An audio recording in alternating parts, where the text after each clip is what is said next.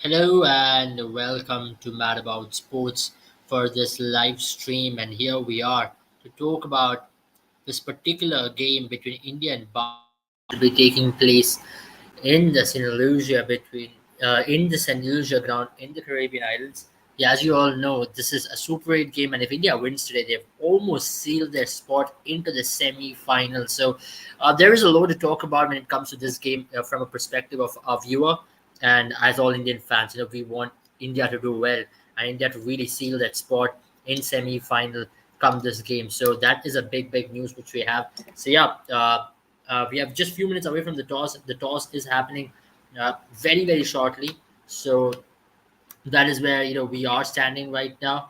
And as you all know, India is coming off a mega win against Afghanistan, where they found that game to be pretty easy. In all honesty, they really thumped over West thumped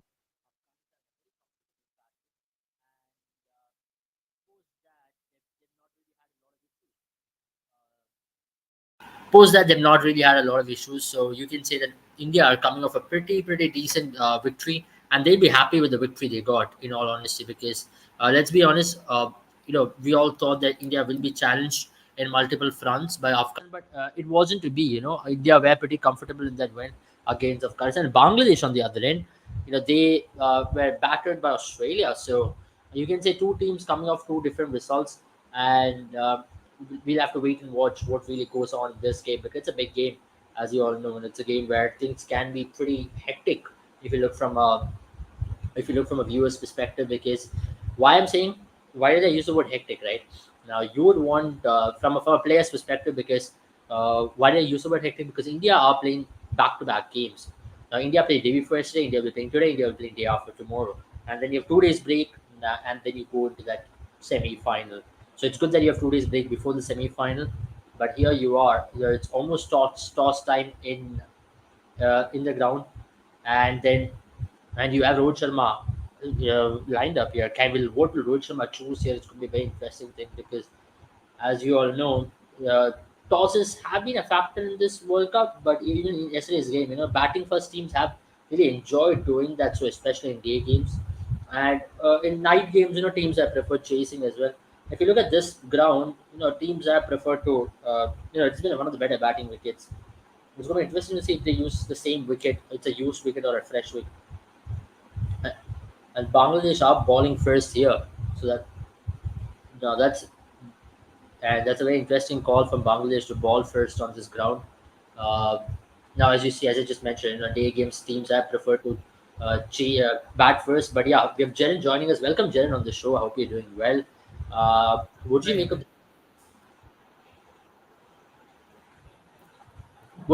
game, Jaren?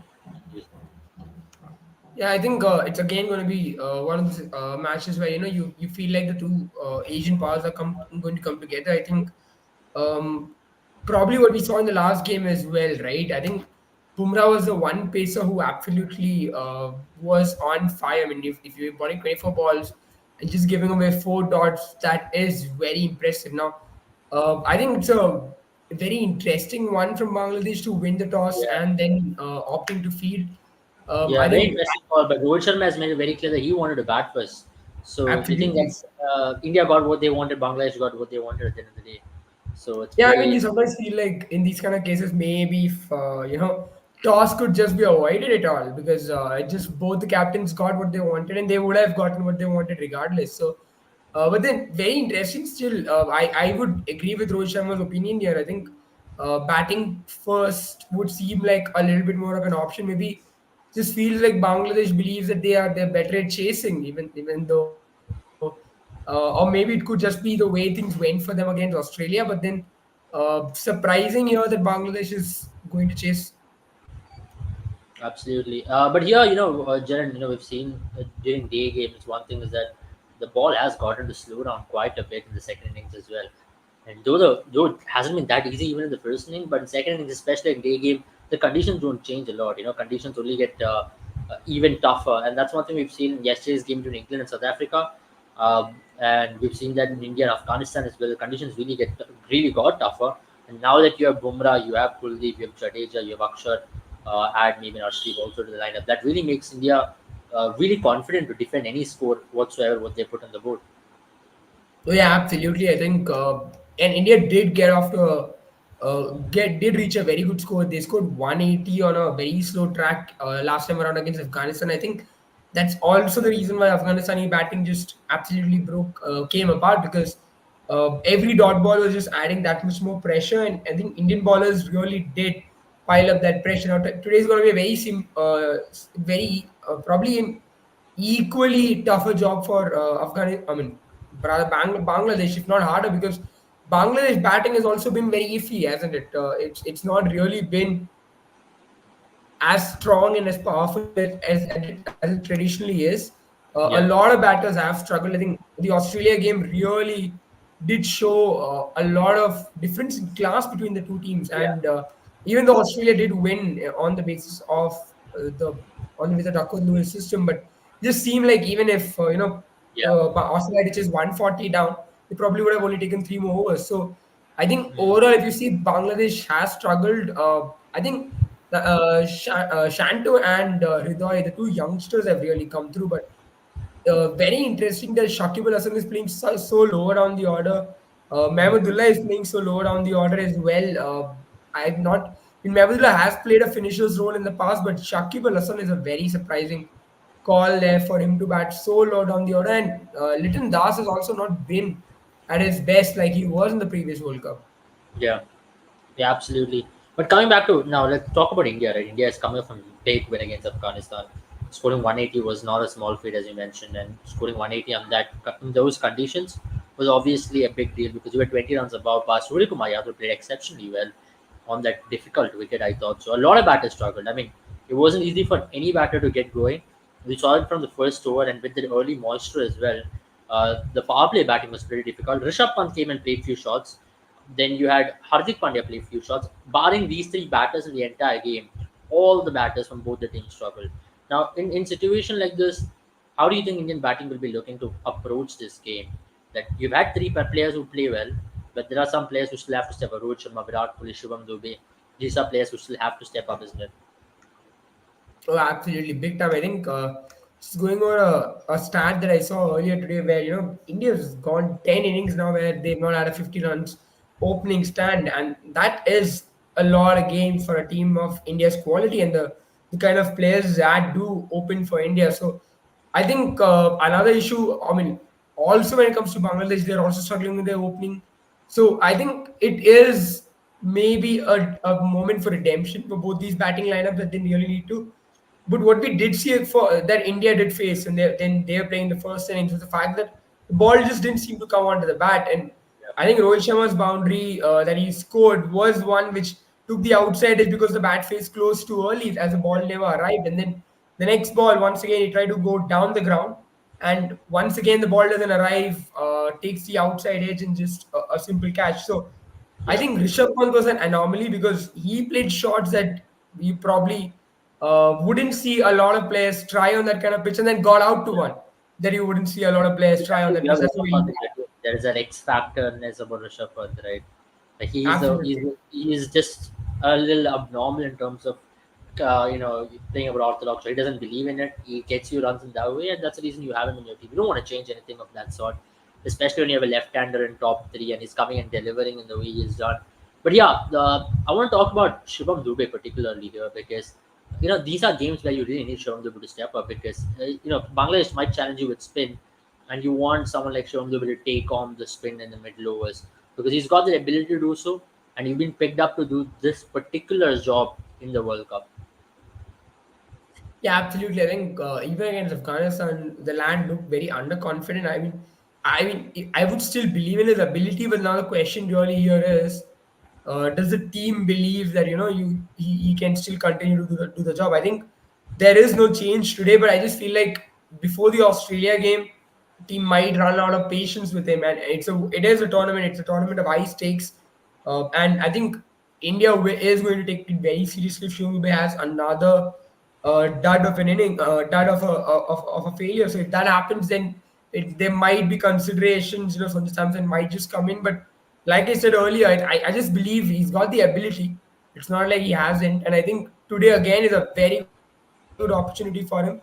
if because you've got again a lot of left arm spinners right in that Bangladesh team, and it's going to be a lot less of a threat than the leg spinners. Of course, you can't discount the Bangladesh spinners as well. They're very good at piling up dots. They're very good at restricting teams. But I think this Indian lineup will be confident going against them, especially again, like I said, right? Just like the Afghanistan game, again Dubey and Rishabh Pant are going to be very critical. And Rishabh Pant did, I think, that burst somewhere in that power play after Rohit Sharma's wicket absolutely faltered the confidence of Afghanistan, because they would have been really confident after getting the wicket of Rohit Sharma. But then when Rishabh Pant comes in, scores 20 of 11, including a dropped catch, that absolutely did take a long time for Afghanistan to recover and get back into the game. Yeah, absolutely. But I know, just taking something out of relief out of yesterday's game, right, between England and South Africa, you saw Quinton de Kock's knock there. He put in a lot of pressure in the power play, which meant that even if they had a collapse, it wasn't really a big one, and you could still get to a 150, 160 like they did yesterday. And that was the difference. I mean, I still thought they were like 10 runs below par, and there were some poor batting towards the later end, which they should have gotten over the line in ideal circumstances, England. But yeah, but what I'm talking about is getting to that par or near par score. You need to bat, you need to make use of some stage in the game. It could be the power play, which is the best way. How do you see Rohit Sharma and Virat Kohli approach this? Because if do you go in with that preconceived notion that, you know what, no matter what the pitch is, we'll try to score as many runs as possible in the power play, and then make it easier for our middle order bats to come and do a job. You don't need to score 50s or 60s, 30s. In efficient 30s and 25s would do a job. Yeah, absolutely. I think, like you mentioned, right? I just believe you have to go at it in the power play, because that's when the ball is harder. That's when you're going to have more opportunity to score runs, especially if you're opening the batting, because then the pitch is even more fresh. I mean, there's no ball being balled on it yet, which just makes it that much more easier. It's not easy for sure, but it's easier considering what the other batters will face post you. So I think Rohit Sharma's intent was not wrong. Maybe it's just, he still needs to adjust to West Indian pitches compared to the faster Yeah, US pitches. So yeah, it might take a while, but I think that's the only way to go able, because if you can put that pressure in the power play, because you saw Rishabh Pant come in, score 20 of 11, or Hardik Pandya for that matter, like you mentioned, those yeah, kind of innings are enough. And even yesterday's match, right? So England versus South Africa, David Miller's 43 of 28 was just as much impactful as 28 of 65 of 38. So I think that's where you just feel like that kind of innings really helps. And England, on the other hand, just did not get started. The batters did not get started. yeah, Harry Brooks, who has been criticized a lot for his batting against spin, yesterday was probably the one player aside from Liam Livingston who just looked like putting England in the game. And then yeah, once their wickets fell, there was a lot to do for Sam Curran and the other batters that were left. yeah, So I think the best way to go about it is obviously attack in the power play, because yesterday again there were only two teams. Out of the two teams, one team absolutely won in the power play, and that I think yeah. that's where power play becomes so important, because run scoring is easier in the power play. If you can Yeah. Now then, maybe, yeah, India are playing three spinners as well against Afghanistan, against Bangladesh. Do you reckon that's going to Bangladesh is going to receive it in a happy way, because the Bangladesh would prefer playing spin more than playing pace, isn't it? And you reckon that's an ideal way to go in against an opposition like Bangladesh, or do you play according to conditions that in West Indies pitches might just turn a little bit, so we'll just go in with Kuldeep Yadav, and you don't need to necessarily back a Siraj, because these conditions don't really support fast bowlers. yeah. I mean, it's conditions versus opponent's weakness. And I think if you ask me, I've always believed that maybe conditions. It's always better to go with the conditions, because I think at an international level, you would have to say, while I agree with what you say that Siraj can be a potent player, but it's not like you're losing a lot of wicket taking edge with someone like Kuldeep Yadav. I mean, Kuldeep Yadav has troubled Bangladeshi batters in the past. I mean, we've never played in West Indies with Bangladesh for sure, but whenever we have toured Bangladesh or whenever they have come to India, Kuldeep Yadav has always been a thorn on their side. So I think his left arm leg spin angle as well really does help the kind of tactics that he goes ahead with. So I think that really is a factor here. And aside from that, I think you have to trust your players, right? And just Yeah, believe that when it comes to someone like Kuldeep Yadav, he can do the job. And yeah, um, it's also another issue, obviously, that the teams might really like, I mean, India might really like is the Yeah, left-handers on the Bangladesh side. Right? The ball might go away from a lot of Bangladeshi left-handers, and India yeah, will, Rohit Sharma will get an option when the left-handers come in, and you've got Akshar and Jadeja whose balls are going to turn in. So someone like yeah, Kuldeep Yadav can be that alternate. You can get Kuldeep Yadav to come in, and then Hardik Pandya from the other side. All of a sudden, then left-hander advantage is gone, and yeah. Bangladesh can't really force that onto the Indian players. Just adding to that as well, especially in a game like this, Jasprit Bumrah. I mean, we've seen his wicket-taking ability, right? Even last game, we had some dream figures, picking up 3 wickets, and he was looking absolutely unplayable.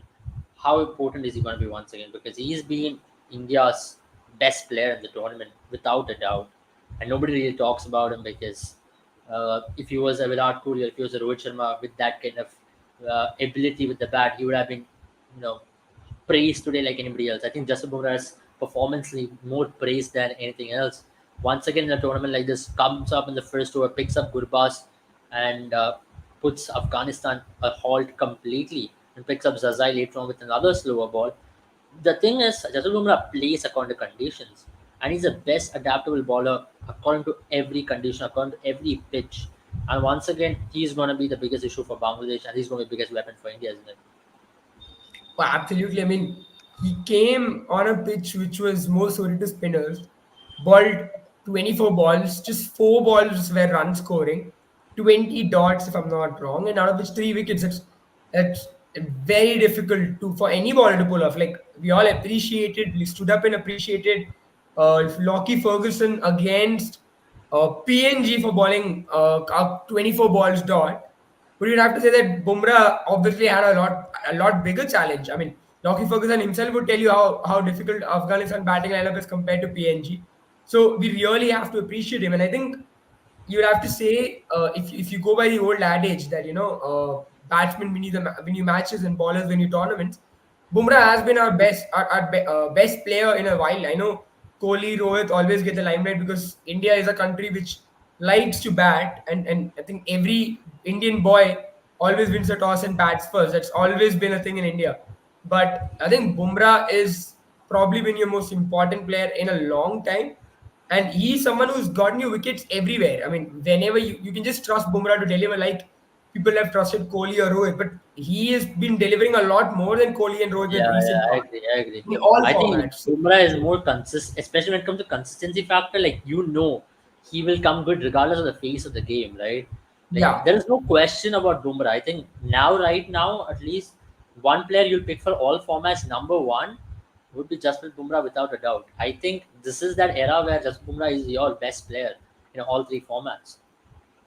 absolutely. Abel, like you're saying, right?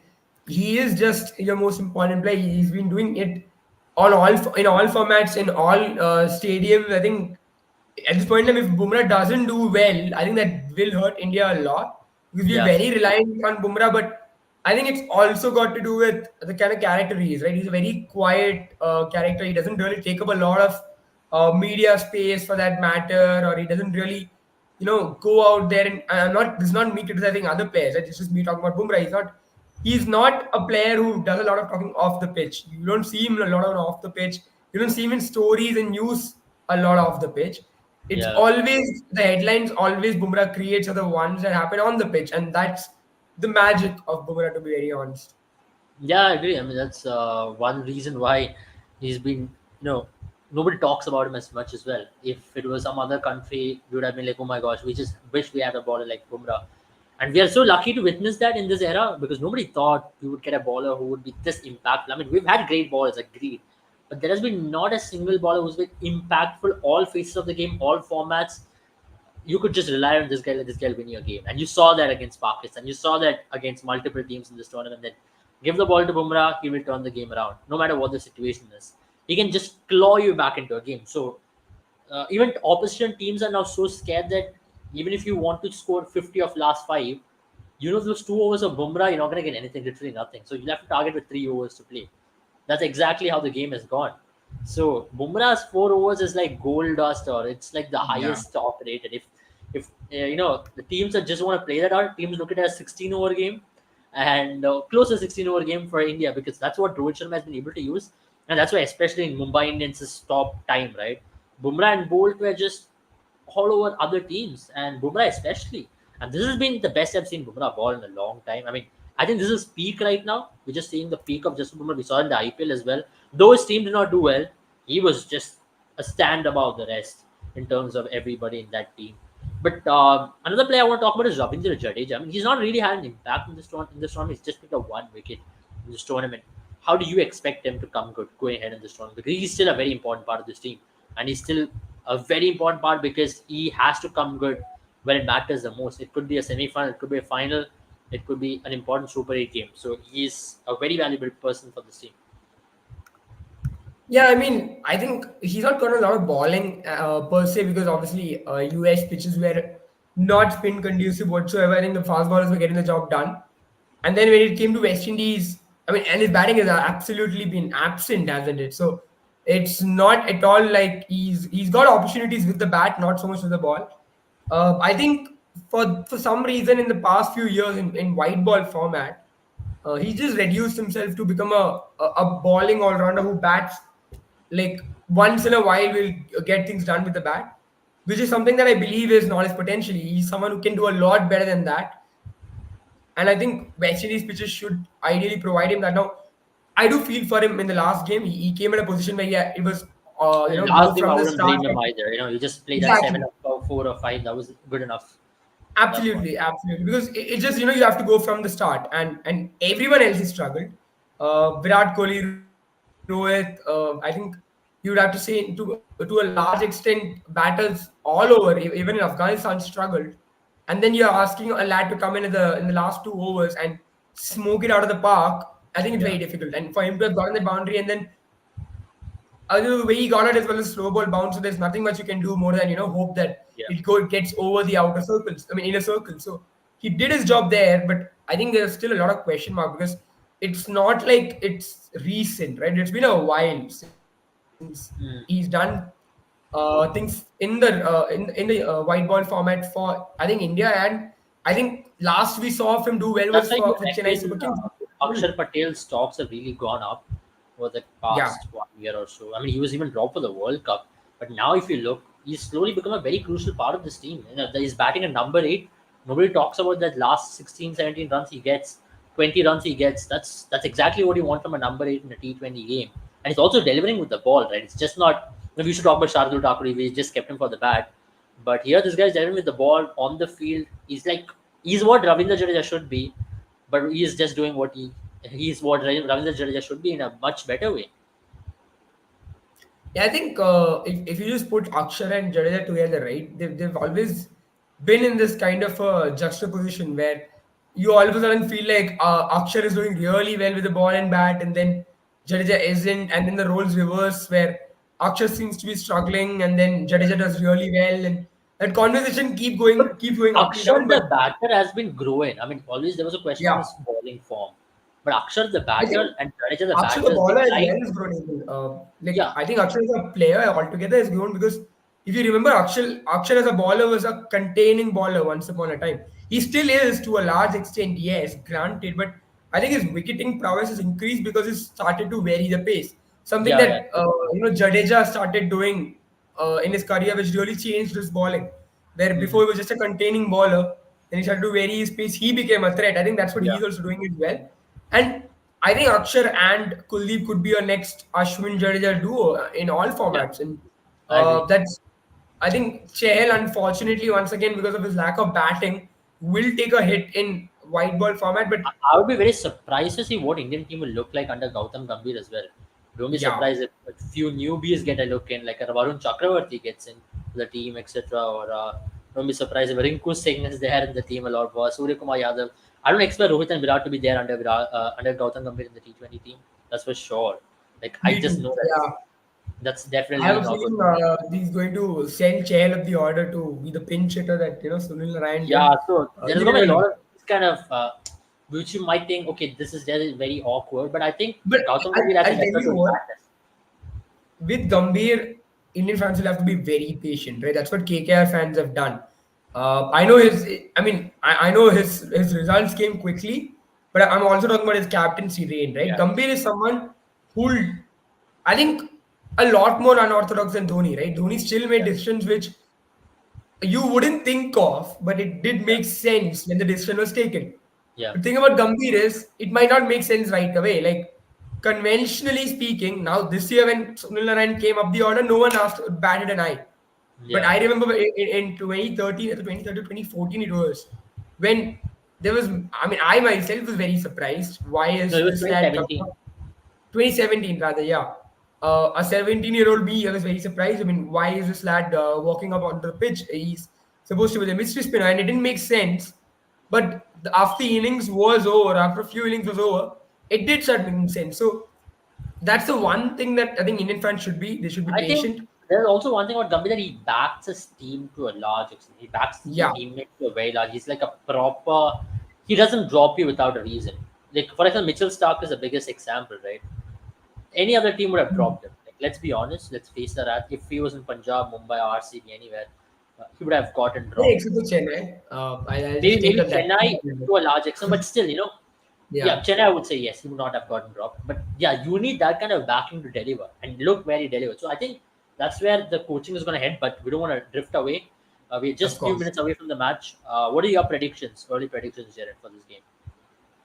I think India once again. Bangladesh were very lucky to sneak in. I just feel like it was because of the group, the way it was stacked. They had a few matches Yeah, where they had a lot more comfort, but I think this is the end for them. They don't look at all convincing to me. They were slightly more convincing than Sri Lanka, and that's the reason why they are here and not Sri Lanka. yeah, yeah, But that's where I just don't think they have what it takes. This team has to go a long way. That I know they're in the middle of a transition where some of the senior players from the yeah, previous era are leaving are really not that much stronger. Just yeah. feel like it's not their year, and Absolutely. probably for the next 3-4 years. All right, then. That's Jaren's prediction. And thank you, Jaren, once again for joining the stream. And I hope you all had a good time watching this video. If you did, like and subscribe to our channel and share our video with as many people as possible. And click on the link in the description of the Google form and fill the form. As I mentioned earlier as well, if you're interested in cricket analytics and if you want to make a career out of it, this is your opportunity to check the course out with us. Have a good time, all of you. See you all very soon. Bye bye. Bye bye, guys.